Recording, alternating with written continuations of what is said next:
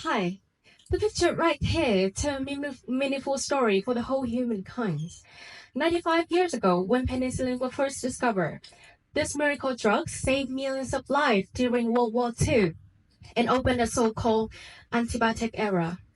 But I'm afraid it did not last long. Can you really believe that one day we could die by a tiny infections caused by simply, let's say, tooth extraction? Because whatever we're infected with, they become increasingly resistant, right? Unfortunately, my friend, we are getting there.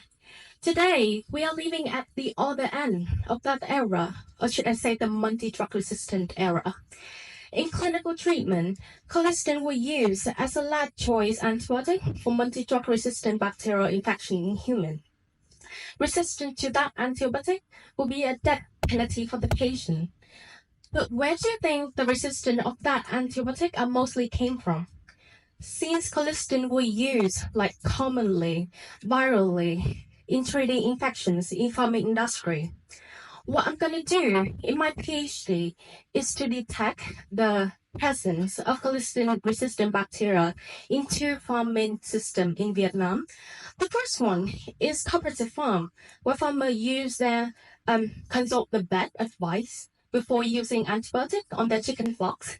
And the other one is conventional farm, where they use their own experience, own farming experience. This means that they can use as much as antibiotic as they want to, as long as the chicken are not sick and can be sold at a reasonable price.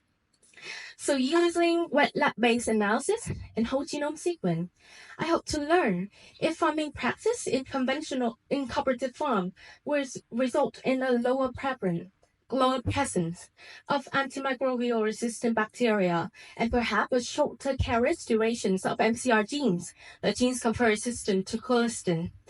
In addition, I until now, no one's know about the transmission of MCR genes. We don't know yet if it was transmitted from animal to human or from human to human.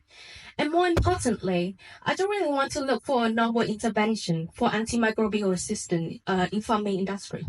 Rather than that, I want to use scientific evidence to promote the good farming practice of farmer and emphasize the role of them in benefiting public health.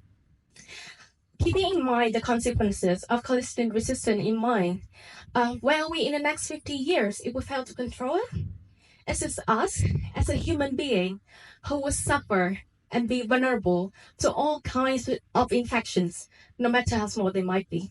Thank you.